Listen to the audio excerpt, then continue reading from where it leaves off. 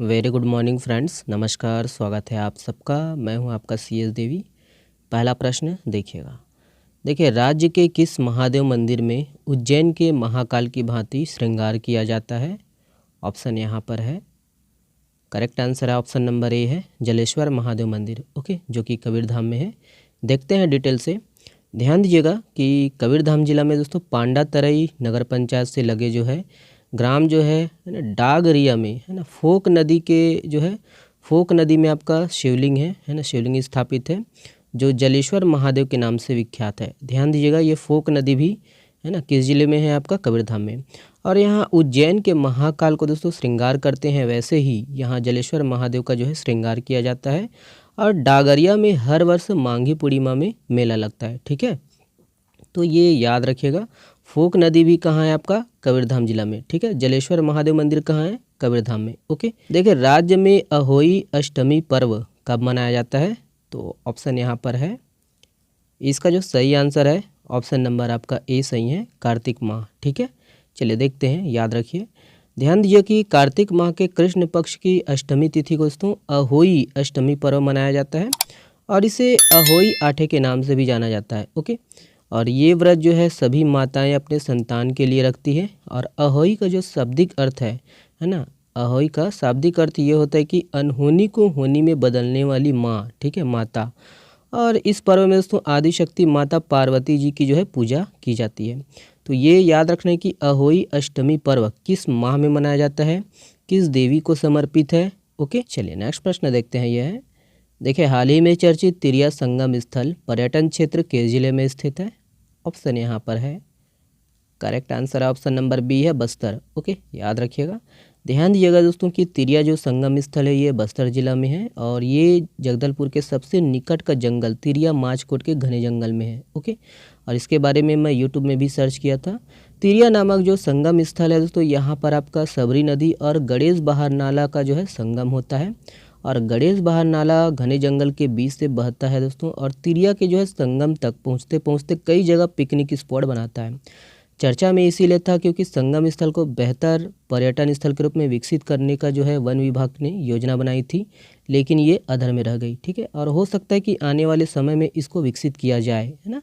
तो ये याद रखिएगा कि ये तिरिया नामक जो संगम स्थल है किस जिले में है ना, कौन से नदी और कौन से नाला का जो है संगम होता है। ओके, चलिए नेक्स्ट प्रश्न ये है, देखिए हाल ही में चर्चित बिनता गाँव यह किस जिले में स्थित है? ऑप्शन यहाँ पर है, देखिएगा। करेक्ट आंसर है ऑप्शन नंबर बी, बस्तर। तो ये भी बस्तर। ओके, याद रखिएगा। ध्यान दीजिएगा, इसके बारे में डिटेल से देखते हैं कि बस्तर जिला में घाटी में बसे बिनता गांव में लगभग 600 साल पहले बसे आदिवासी आज भी अपने परिजनों की जो है कब्रों के ऊपर छोटी सी झोपड़ी बनाते हैं। मान्यता यही है कि यहाँ मृतक की आत्मा निवास करती है। और यही है कि देखिए ये जिला मुख्यालय से कुछ ही दूरी पर बिनता घाटी में 600 साल पहले है ना पापड़ा हांडी मतलब उड़ीसा, ये पापड़ा हांडी उड़ीसा में है। यहाँ से दोस्तों 360 आरण्यक ब्राह्मण जो है परिवारों को बसाया गया था। ठीक है, यहाँ के पापड़ा हांडी के। ठीक है, और इसी समय से दोस्तों उनके सहयोगी के रूप में आदिवासी और रावत समाज के लोग भी बिनता में बसे और अपनी परंपराओं का जो है निर्वहन करते आ रहे हैं। और यहाँ जब भी किसी व्यक्ति की मृत्यु होती है तब आदिवासी समाज दोस्तों मृत आत्मा को अपने पितरों में शामिल कर लेते हैं और आदिवासी समाज पुनर्जन्म को मानता है और इसके चलते ही आत्मा के निवास के रूप में दोस्तों छोटी सी झोपड़ी बनाते हैं। ओके, देखिए संविधान के किस अनुच्छेद में प्रावधान है कि मुख्यमंत्री की नियुक्ति राज्यपाल द्वारा की जाती है? तो यहाँ पर ऑप्शन को देखिएगा। Correct answer option number A है, अनुच्छेद 164। ठीक है, और ये इम्पोर्टेंट प्रश्न है, डिटेल से देखते हैं थोड़ा सा।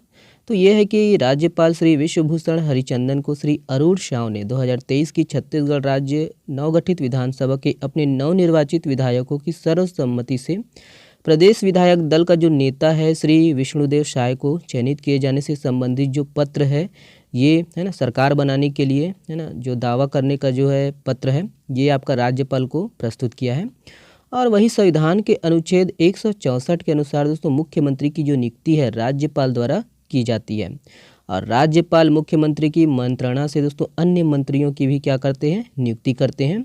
और मंत्रिपरिषद याद रखना है संयुक्त रूप से राज्य के विधानसभा के प्रति उत्तरदायी होती है। और ये भी याद रखिएगा कि राज्यपाल जो है संविधान के अनुच्छेद 167 के तहत दोस्तों मुख्यमंत्री और राज्य मंत्रिपरिषद के बीच एक कड़ी के रूप में कार्य करता है। तो आपको रखना है ये सब पॉइंट याद, ओके। और विशेषकर आर्टिकल अनुच्छेद जो है 164 और आपका अनुच्छेद 167, ठीक है, एग्जाम में पूछा जा सकता है ना, कूट के रूप में, कूट वाला प्रश्न में। चलिए देखिए, प्रदेश के पुलिस महानिदेशक निम्नलिखित में से कौन है? ऑप्शन यहाँ पर है, करेक्ट आंसर है ऑप्शन नंबर बी है, अशोक जुनेजा, ओके, याद रखिएगा। तो याद रखिएगा दोस्तों कि है ना, प्रदेश की जो है मुख्य सचिव कौन है? श्री अमिताभ जैन है। और महानिदेशक डीआईजी कौन है? अशोक जुनेजा। और छत्तीसगढ़ राज्यपाल के पता ही दोस्तों है ना, राज्यपाल श्री विश्वभूषण हरिचंदन जी है। और छत्तीसगढ़ मानवाधिकार आयोग के वर्तमान कार्यवाहक अध्यक्ष कौन है? गिरधारी नायक। और यूनिसेफ, छत्तीसगढ़ में यूनिसेफ के प्रमुख कौन है? तो जॉब जकारिया, ठीक है। देखिए, हाल ही में चर्चित हाना धारण पोठ नहीं है त गिरवाह का करही, इसका अभिप्राय किससे है? ऑप्शन यहाँ पर है, correct answer option number A है, कार्य करवाने वाले प्रमुख व्यक्ति से, ओके। तो यही है, तो यही है कि इस जो मुहावरा है हाना है, इसका अभिप्राय यह है कि यदि कोई कमज़ोर खूंटे में दोस्तों रस्सी से गाय को बांध दे और गाय जो है उस रस्सी को झटक कर भाग जाए, तो इसमें रस्सी का कोई दोष नहीं होता है, ठीक है। दोष किसका होता है? खूंटे का होता है, ओके। और यही है कि इसका देखिए कि अगर किसी कार्य के लिए दोस्तों मालिक जो है लेट लतीफ़ी करता है, आलसी करता है, तो इसमें जो है दूसरे व्यक्ति क्या ही कर सकता है, ओके। और ये छत्तीसगढ़ी में घलो हवय, एवला देखा, यदि कोनो कमजोर खूंटा में गेरवा ले गरवा ला बांध दिही त गरवा के जोर से झटकारे ले गेरवा ह नहीं टूटे, खूंटा ही उखन जाथे। त गरवा के भागे ले दोस्तों गेरवा के एमा कोनो दोष नहीं है ना। और कोनो काम बर मालिके ह ढेरियाही करही, आलसीपना ही करही त दूसर मन ह का कर सकथे। और वही है कि कोनो काम बर प्रमुख व्यक्ति के ढेरियाई करे ला देख के दोस्तों एक कहावत ला कहे गए है ना। तो गरवा, गरवा मतलब गाय, ठीक है, गिरवा मतलब गाय को बांधने वाला रस्सी, ओके। देखिए, किस तिथि को अनुच्छेद 370 के तहत जम्मू और कश्मीर की विशेष स्थिति को रद्द किया गया था? तो काफ़ी चर्चा में है ये, ऑप्शन यहाँ पर है, correct answer option number C है, 5 अगस्त 2019, ओके। चलिए देखिएगा, देखिए कि वही सुप्रीम कोर्ट की जो है 5 सदस्यीय संविधान पीठ ने जम्मू कश्मीर में अनुच्छेद 370 को निरस्त करने का जो आदेश है संवैधानिक तौर पर वैध ठहराया है। और संविधान पीठ के अनुसार दोस्तों अनुच्छेद 370 क्या था? एक अस्थायी प्रावधान था। सुप्रीम कोर्ट के निर्वाचन आयोग को सुप्रीम कोर्ट ने निर्वाचन आयोग को निर्देश दिया है कि वह सितंबर 2024 तक क्या करवाए? जम्मू कश्मीर में चुनाव करवाए।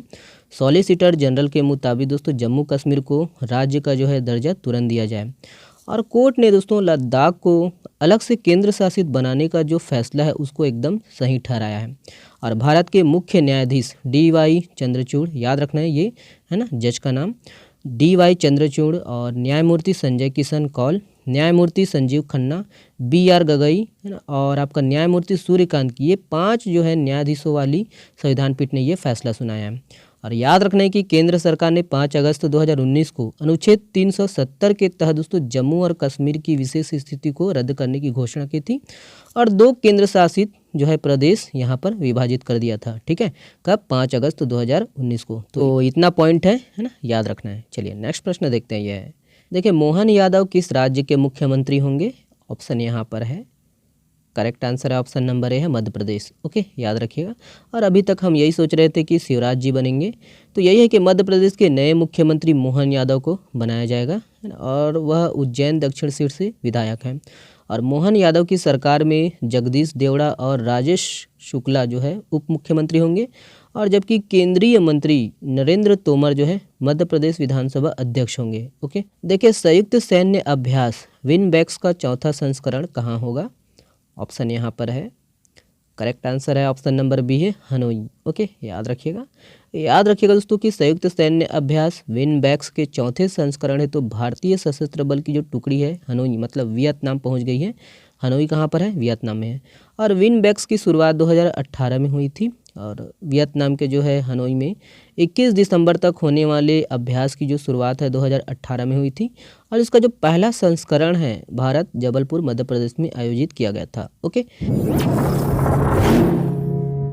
हाल ही में चर्चित राजाराव पठार मेला राज्य के किस जिले में लगता है? तो इम्पोर्टेंट प्रश्न है ये, ऑप्शन को देखिएगा।